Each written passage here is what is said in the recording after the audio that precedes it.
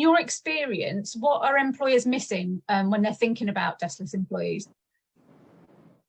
Well, I think one of the issues is that employers tend to make assumptions around what it's going to take to attract and keep deskless employees, which may not be rooted in the actual issues or concerns that their deskless employees have. So I start from a premise that says, do you have a complete or incomplete understanding of what these workers want in the context of your company?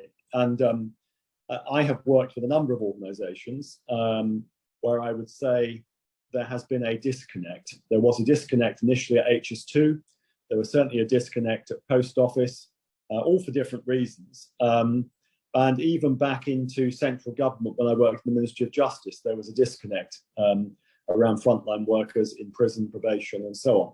And McKinsey did a really interesting study on this last year, which I've just summarized here, but you can freely read this report. And it basically said, we've done some analysis, and this disconnect that we perceived existed does exist. So what McKinsey suggested was that employees are interested more than employers think they are in job growth, pay, developing aligned skill sets and learning opportunities, whereas employers tend to think that employees are more interested in having an opportunity to have a say, in other words, being involved in decision making, recognition and reward, status symbols like titles, and possibly more responsibility. Now, some of these things overlap, and the devil is in the detail.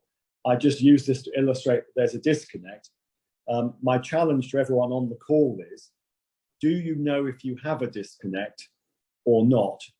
And if you do, are you acting on it or not?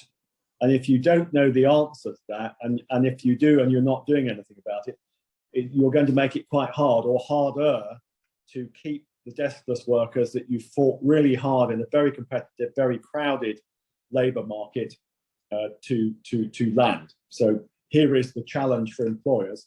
Do you know what your frontline deskless workers really think and feel about working for you? Because if you don't, you could be at risk of losing them.